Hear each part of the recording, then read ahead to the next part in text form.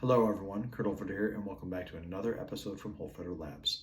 Today we continue on with Fiore's Stretto section for the sword to hand, and we're going to be looking at 3 plays back to back in sequence of each other. Now, the first one of these plays right here, to me, I believe is a callback to an earlier technique that was shown within the Stretto section, which dealt with the double wrapping. Why this image is repeated in this portion of the manuscript, we're going to discuss a little bit later on, but think about this as like a point to go back to. And again, in this period of time, as far as contextually wise, this might have been the only way that the author could have said, okay, I'm going to use this right here because I'm building off of this one concept and I have to go back here to build off this next concept. We're going to take a look at that. But before we do, please don't forget, like, subscribe, share with a friend out there, and leave a comment below. Like I said, you can do that while you're watching the video or as thoughts come to you at the very end. We'd love to hear your thoughts on this right here. Again, this channel here, we want to continue to grow it, and that's not possible with viewers that's not possible without viewers like you. Don't forget, hit that bell to be notified when new content is dropped. And with that being the case here, we're going to start getting into it. Okay, this week here we're going to be looking at 3 plays that, in my opinion, we've already talked about them before when it comes to First Master Dagger. We've also seen it too within the sword section where he wraps up and he can beat you with the sword until he's tired of the arm. But we're going to put together, again, we're going to revisit the play in which we talked about before, and then we're going to talk about the counter actions that happen from this. So with this being the case here, what I want to make sure that people understand is I think the reason why Fiore goes back to this node is that we're talking at a time where paper is not a PowerPoint, so I can't go click on this link and go back up to a spot. Instead, he shows a play that's already been discussed, the whole smacking of the hands that we've talked about before in previous episodes.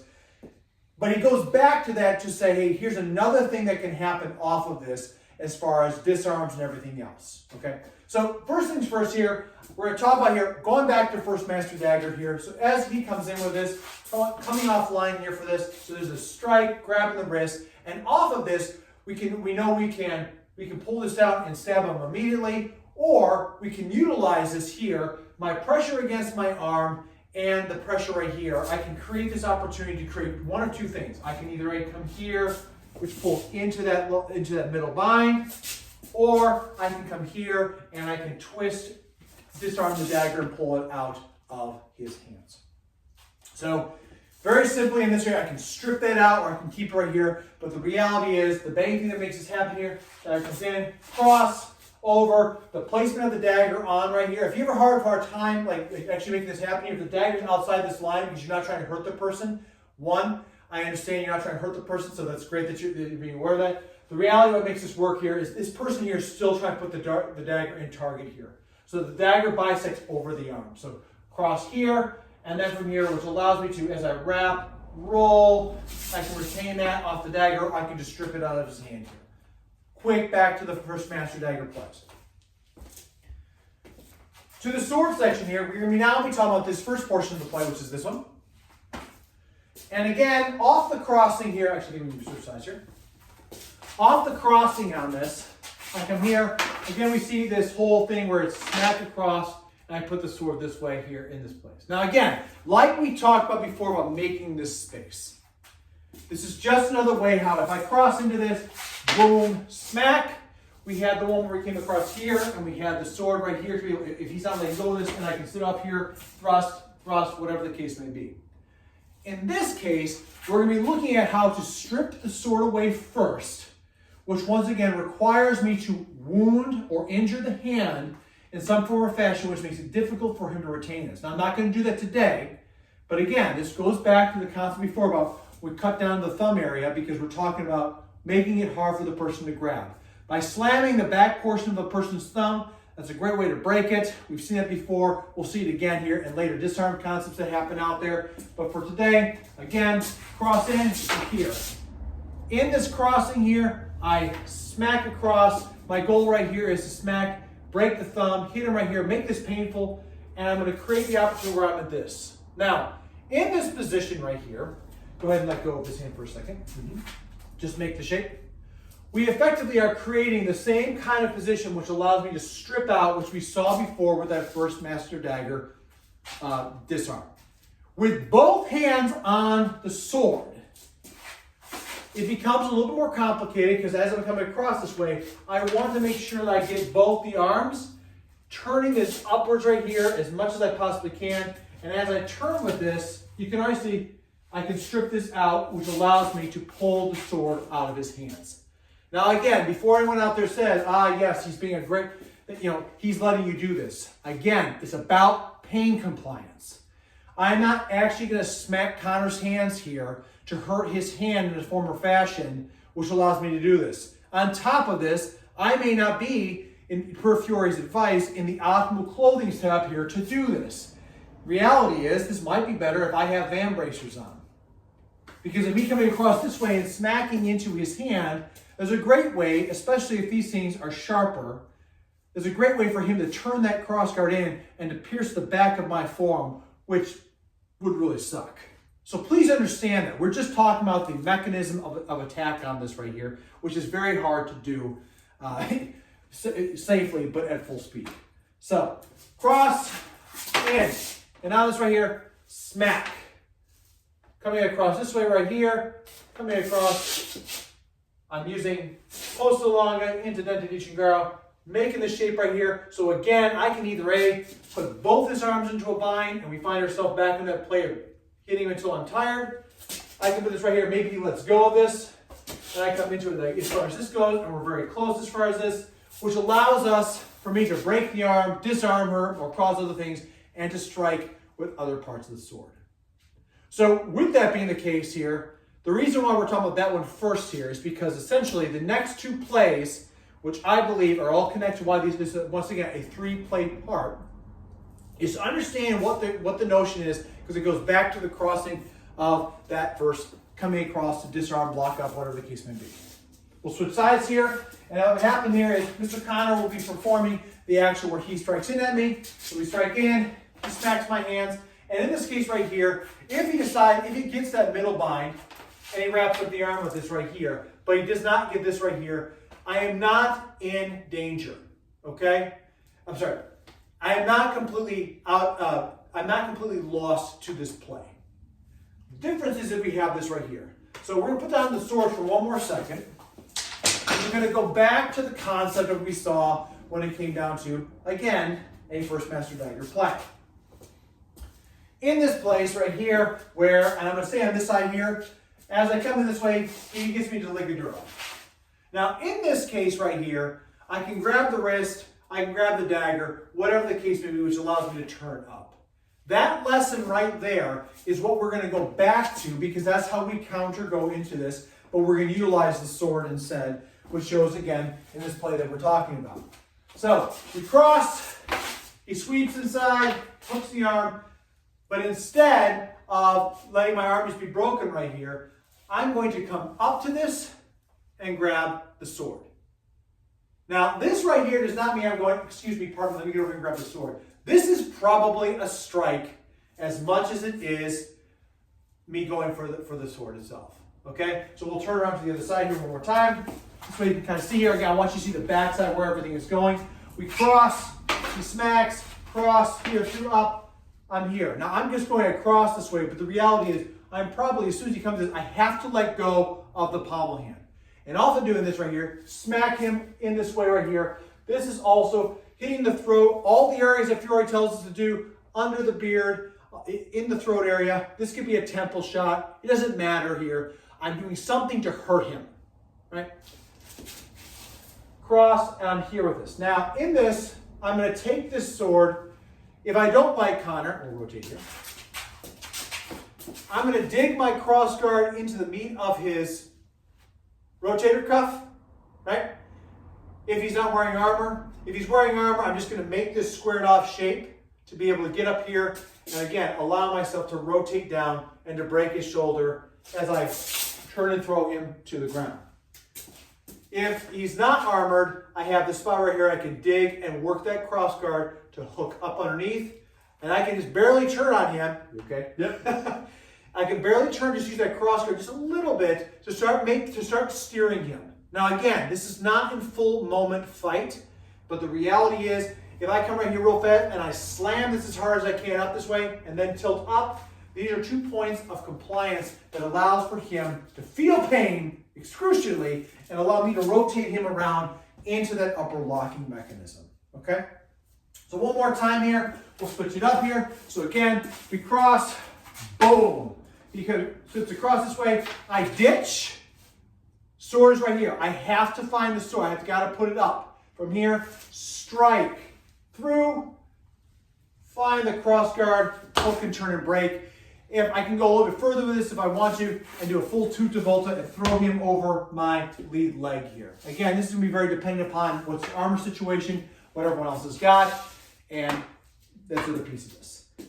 The last portion of this is again, especially nasty. And again, in and out of armor, this is very effective. Because whether you actually break the arm, if the person's in armor, getting them on the ground is a huge part of making this happen, okay? So if he's got chainmail on, if he's got an aventail or these other things, or, we'll talk a little bit more about that here in a second, it doesn't matter because that's where all of this right here becomes a pressure locking mechanism, which allows me to throw the person. Now he says in this one, this is the play we're talking about, I can cut your throat with this. So now this is the case right here where it's not compliant. Maybe he shielded his face and that effective strike wasn't there. Maybe I don't get a good enough grip on this. Maybe I don't get the cross guard where I want to, but regardless, he starts to fight me. So cross, smack, boom. Here I ditch, he shields his face, I come across this way, and I pop up here, but now he's gonna stand up and fight me with this. So he's not letting me come down with this right here. The next phase of this to do is to take the sword on this case right here, off this right here, pivot across, put this under. Oh, he's being very kind to me and lifting up his chin. But the reality is, I'm gonna push this up here, I'm going to cut his throat backwards into this. This is extremely painful and a problem right here. I can actually imagine here putting it more into the shoulder. He decides to lean back. He's like, I'm going to try to pull out of this and then rotate right here using the cross guard. We'll turn it over there. So again, I'm here on this case. He decides to fight with me. He tries to counter me like bringing the Gadura into this. Well, that's fine. I'm going to bring it right here into the throat. Okay. Now, with this being the case here, again, he is not wearing anything to protect his face. And when it comes down to helmets of the time, he may have an aventail, he may have an open face. We don't know. And again, we look at the images we see within the Getty, there's many different variances we're facing off with here. If he has got, say, something that is, I'll grab a helmet here.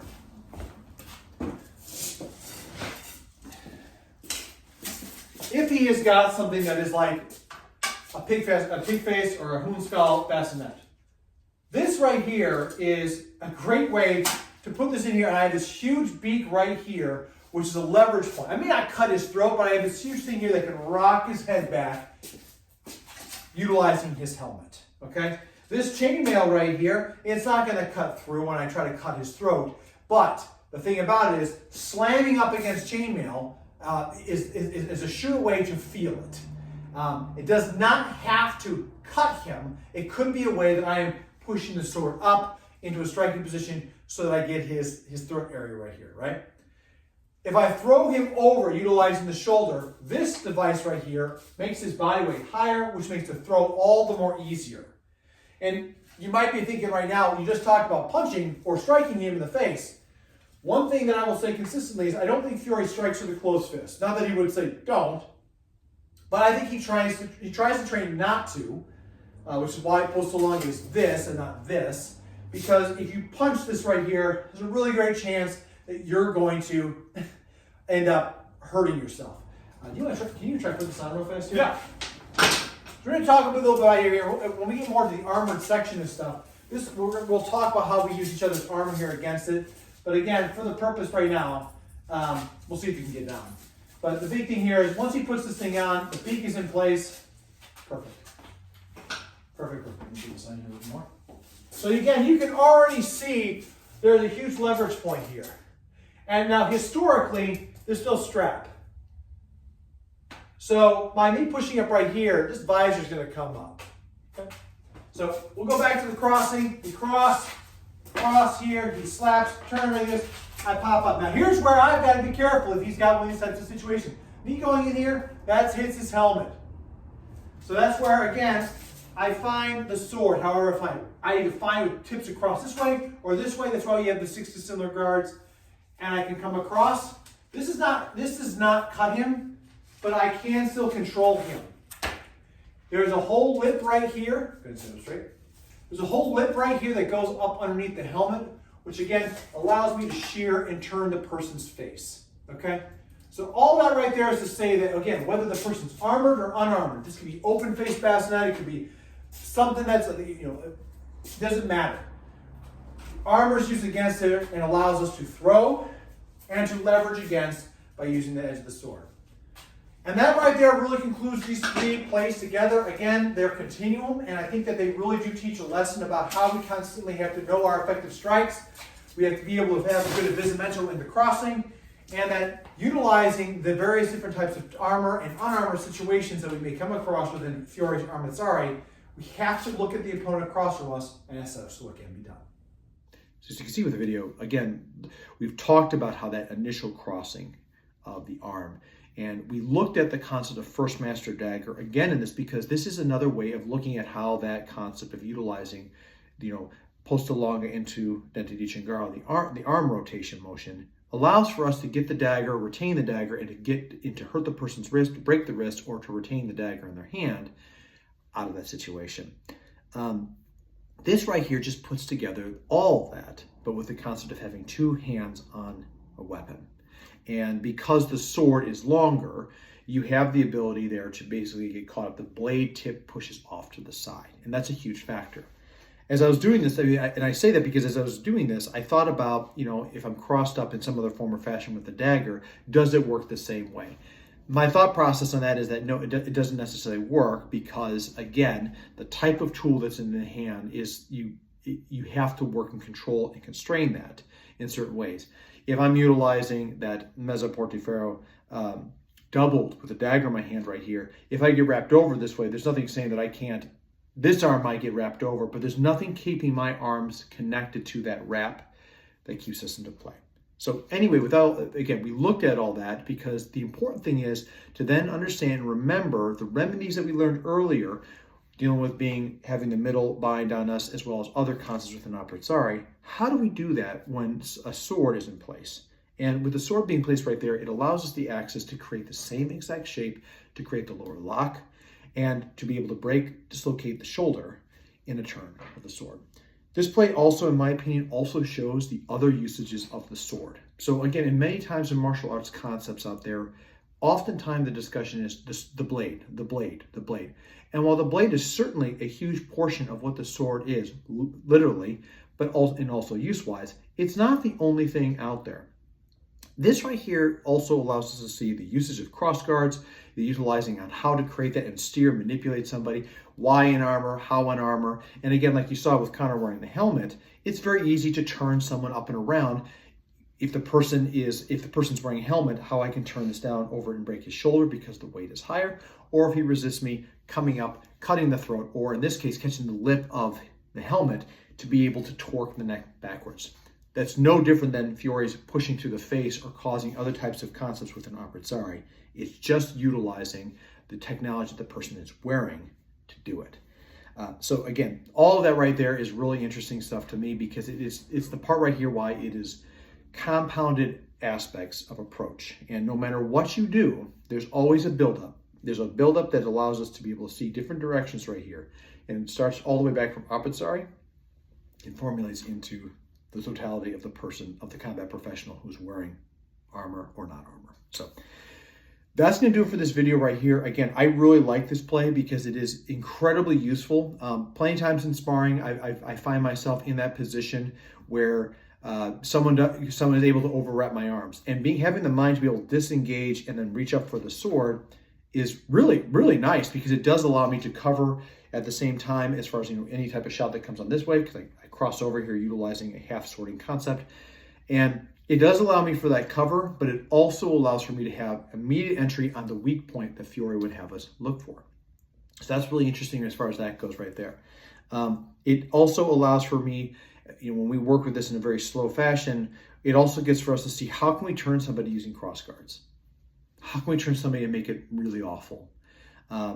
And of course, we don't go at speed with that. It's too dangerous for that. But we do get to experience and kind of look at this, which gives us perspective and appreciation for what Fiore is telling us in this manuscript. So With that being the case here, that's going to do it for this video. Please, like I said, leave a comment or leave a comment below if you haven't done so already. Thank you so much for tuning in here. And as always, everybody, please stay safe out there, train well, and fight on. I'll see you all soon.